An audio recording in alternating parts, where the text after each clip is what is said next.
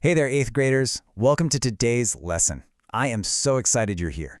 We are diving right in today because honestly, we've got an absolutely amazing explainer lined up for you.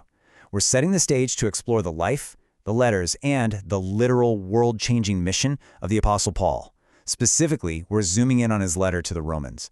You know, if you've ever wondered how just one person's courage and dedication can completely flip the world upside down, well, you are in the exact right place. We're going to decode Paul's life and use it as this brilliant, practical blueprint for our own Christian walk. So here's our roadmap for today. First up, we'll meet the messenger. Second, we'll look at his unashamed mission. Third, growing strong in faith. Fourth, following Paul's example. And finally, we'll wrap the whole thing up with the godly leaner. Okay, part one.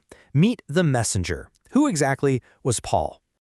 I mean, imagine writing a totally life-changing letter to the absolute center of the known world, to a city you haven't even visited yet, because that is exactly what Paul did with the Romans. So how do you introduce yourself to the most important city on earth? Well, in our memory verse for today, Romans 1:1, he says this: Paul, a bondservant of Jesus Christ, called to be an apostle, separated to the gospel of God. Notice how, right out of the gate, in the very first sentence, he uses three incredibly powerful phrases to define his identity. He completely skips listing his academic degrees, his wealth, or his social status. Let's actually break those three phrases down. First up, he calls himself a bondservant. Now, the crucial point here is understanding what that actually means for him. A bondservant is someone whose life completely, 100% belongs to Jesus. Think about it kind of like playing your absolute favorite video game. Being a bondservant is basically handing Jesus total control of your life's controller. You don't get to just decide to walk off the edge of the map, right? You go exactly where he says to go, exactly when he says to go there. Paul deeply understood that his life was literally no longer his own. It belonged to Jesus. Next, he says he's called to be an apostle. And an apostle isn't just, a casual fan or a weekend follower of Jesus. No, an apostle is someone specially called and sent out on a mission. Paul was essentially drafted by God for this elite, highly specific task. He was chosen to be God's personal messenger to the world. It's a calling that required just immense bravery and nonstop action.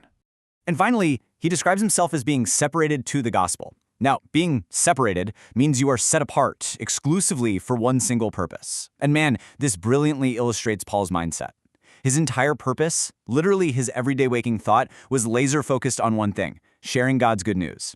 He wasn't out there distracted by trying to build some massive business empire or getting famous. He was completely set apart for the gospel.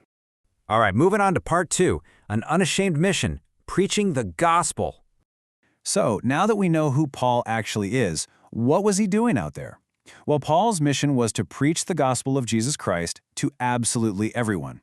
And when we say everyone, we mean everyone. He wanted both Jews and Gentiles, which basically just means anyone who wasn't born Jewish, to hear the good news, to believe in Jesus, and to walk in obedience to him. Paul was literally tearing down the cultural walls of his day, making sure that this incredible message of salvation reached every single corner of the globe, no matter what a person's background was. But here's the thing. Doing this was incredibly dangerous. Paul faced beatings, shipwrecks, prison, the whole shebang. So I want to ask you a question, and I want you to really think about this for a second. Why was Paul not ashamed of the gospel of Christ? Think about your own life right now in the 8th grade. Are there times when you feel kind of ashamed or maybe a little embarrassed to stand up for your own beliefs in front of your friends or classmates? Because it takes real, genuine courage to be bold. So where in the world did Paul get his courage?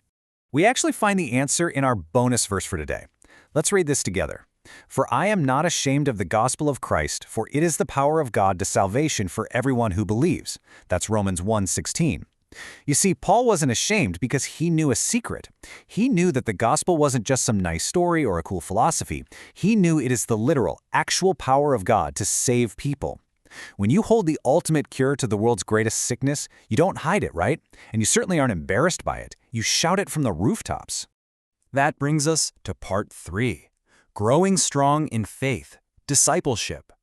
You see, Paul's pastoral heart wasn't just about getting people saved, patting them on the back and saying, "All right, good luck." No, he cared deeply about their ongoing spiritual growth. He wanted the Roman Christians to be strengthened, encouraged, and firmly established. Discipleship was just as huge to him as evangelism. This practical checklist he gives for continuing the Christian life really shows it's not just about how you start, it's about how you continue. He taught them to live in surrendered faith, keeping Jesus in control of that controller. He taught them to walk in the Spirit, fully relying on God's strength.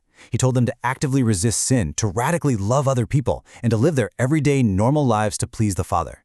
This right here is basically the daily workout routine for a strong Christian faith. Okay, part 4, following Paul's example, action. Because learning isn't just about absorbing a bunch of facts, right? It's about action. So how does this actually apply to you?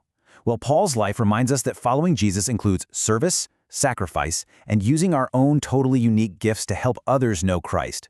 Paul used his immense knowledge, his own personal suffering, and his divine calling to serve. But hey, you have gifts too. You have unique talents, a totally unique personality, and a very specific sphere of influence in your school, in your family, and in your neighborhood.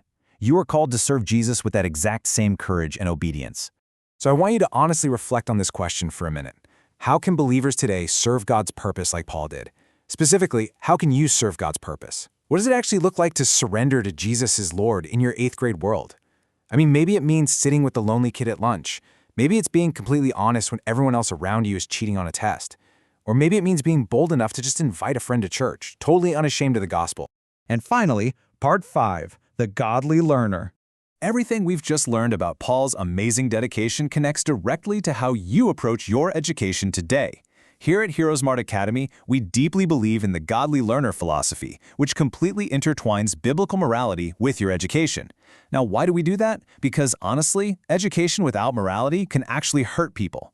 If you just gain intelligence without a moral compass, you really just become more capable of making selfish choices. Romans 8:6-7 clearly tells us that being fleshly minded leads to death. But a biblical education equips you to make wise, God-honoring choices. It literally leads to life and peace. We want you to pursue academic excellence for sure, but while keeping your mind completely centered on God, His truth, and righteous choices. So, 8th graders, as we wrap up this explainer and you close your books today, I want to leave you with this one provocative question to chew on. Are you using your education simply to serve yourself, or are you becoming a godly learner, totally unashamed and ready to change the world for Jesus Christ?